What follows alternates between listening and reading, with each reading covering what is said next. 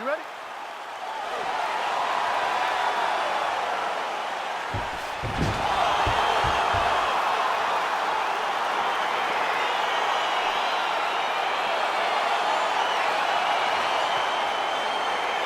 Round one is upon us between two of the best fighters in this division.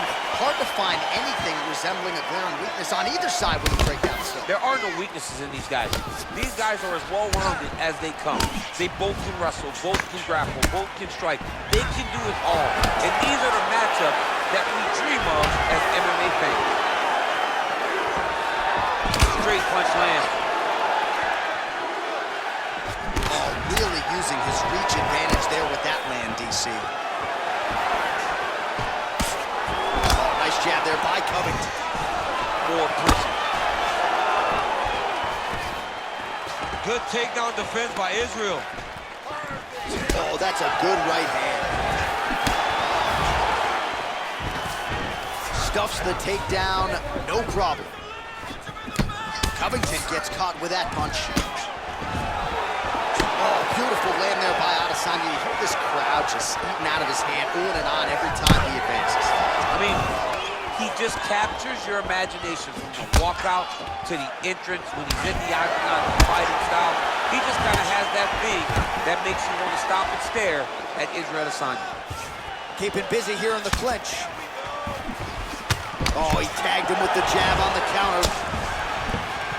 Nice defense there, huge block.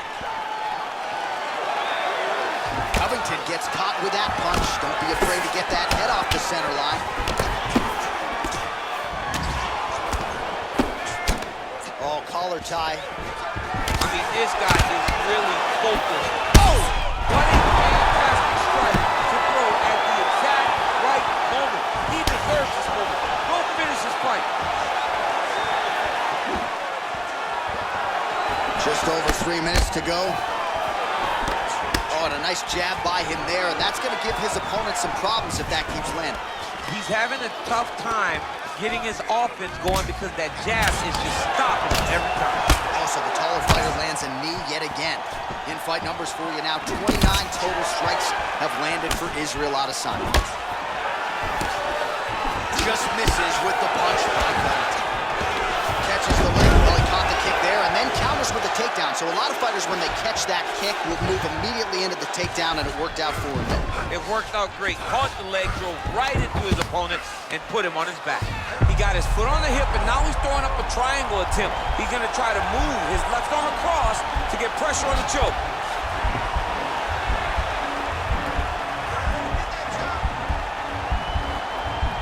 There he is. He's moving to the finishing position. Now watch, he goes parallel right next to his opponent. When it's time to finish, he has to... Oh, he might have got him with a choke. Wow. Side control, he's pretty safe there.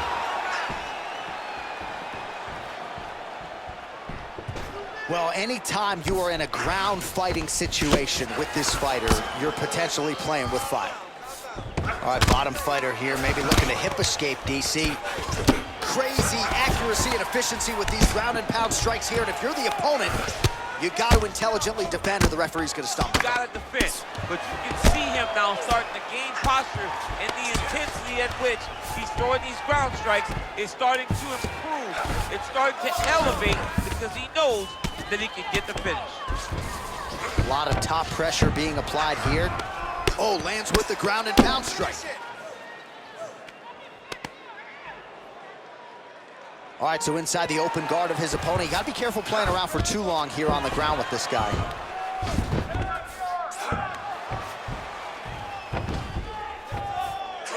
Under a minute now to go in this one. I love watching this guy move on the ground. Another nice transition there. Such a high-level grappler. You don't see that very often. All right, 45 seconds now to go in the round. Oh, he's got the ground and pound going now. He's putting him in exactly the position he needs to be in right now. He's able to relax here, and he understands, being a veteran of so many fights, that as long as he's on top, he's winning. He feels like he's winning here. Well, you know, I don't like the gi very much, but I have an appreciation and a healthy one for these type of transitions. You can tell he's been in a gi at some point in his life with the way that he moves so freely. I'm skipping jiu-jitsu next week, too. Bottom fighter trying to control posture, unable to do so. And now he's in a lot of danger. He's got to grab that head or he's going to get blasted. 5 minutes in the books. All right, that's the end of the round. He's got a cut on his cheek from that round. There are certainly worse locations for a cut on the cheek. It's not going to trickle down into the eye. Nonetheless, pretty significant gash. We'll see if the cut man can close it up. All right, so there's the horn. He got knocked down by a punch in that round, but he is able to survive. We'll see if they can make some adjustments. He's as tough as they come. He took that shot and he kept plodding forward. He got off of his butt. He got himself off of the canvas and tried to get right back to work. But he cannot take many more of these. You don't want to be the guy that's testing how tough that your chin is. Let's go fight. Nice. Real quick leg kick. Strong hook lands. Good right hand. And now he's got the tie clinch. Well, he has landed some good shots, DC, but really unable to string anything together in terms of solid combinations. It's because he's not committing to it fully. He throws his jab. He may float a right hand out there, but he's not really sitting down on the right hand. He really doesn't seem to have the intent on landing it. He's got to be confident that it's going to land, and he's got to really throw his whole entire body into those strikes. Well, he's got the longer reach, and he certainly showed it there in landing that straight punch. Yeah, he's mixed it all up. 75 total strikes have landed for Colby Covington. And in terms of the accuracy, they're landing at a 58% clip against Israel Adesanya. Nice connection on the counter punch there, and oftentimes, DC, it can be easier to be a counter striker when you have such a pronounced edge and reach. Adesanya gets caught with that punch, battling for hooks. Nice sprawl there as he stuffs another takedown. So that was a big priority coming in, and the takedown defense has absolutely held up tonight. Yeah, he's done a fantastic job of understanding the threat of the takedown. He's recognized it, he's defended it before it's even Strong connection right up the gut, DC. He's in a world of trouble now. They say the straight moves are the ones that get there first, and it got right to the target. All right, half guard position for him here, and I can hear Dominic Cruz in the back of my head just screaming about underhooks somewhere. Yeah, he loved, but he's right? He's so right in terms of if you're on your back in the half guard, one thing you can't be is flat on your back. You need to be up on an elbow. Right. You need to be half on the side, and you need to control the far side underhook. It is a battle for underhook when you're fighting in the half guard position on the mat. Oh, nice job to reverse position on the ground. It was bad, but now it's not so bad. What a fantastic sweep. He's working off of his back here. Looks like he may try to hip escape. Man, isn't it fun to watch this dude work on the mat? He's unbelievable how fluid he is in his motion on the mat. Man, how fun is this to watch as he continues to dole out damage with the ground and pound? Take it back to the days of guys like Mark Coleman, just beating people up in the ground and pound. This guy is a throwback fighter, and he's very fun to watch. Yeah, the Godfather would be proud. Well, the ground and pound has been on point tonight. Good work here by Covington.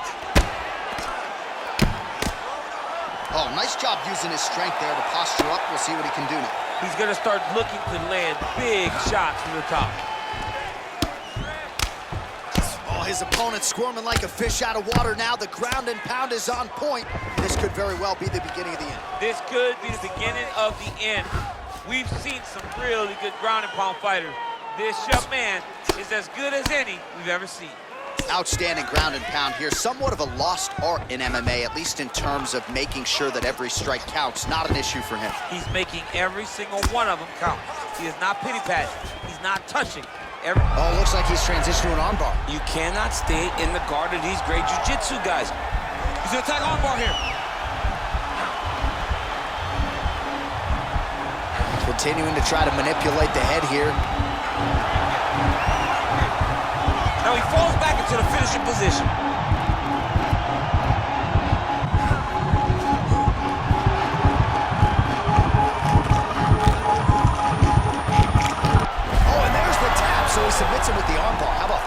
job, great performance.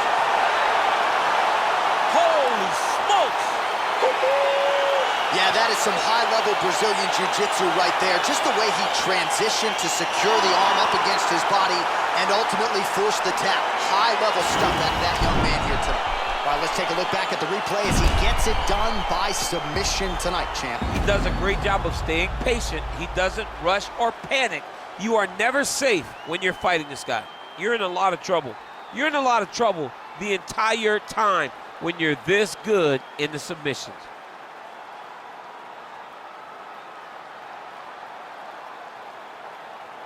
And ladies and gentlemen, there he is, a man that needs no introduction, the undisputed UFC welterweight champion of the world, and your winner tonight by way of spectacular submission. Ladies and gentlemen, referee Dan Rigliano's called a stop to this contest at 3 minutes, 59 seconds of round number 2. Declaring the winner by tap out due to an armbar and new undisputed UFC welterweight champion of the world, Covington. Well, he came in a confident #1 contender. He leaves as the undisputed best welterweight in the world, and I say that because he didn't just come in here and wrest the belt away from the champion. He submitted the guy, and rather emphatically. So you're looking at him, that is the new UFC welterweight champion, and as he celebrates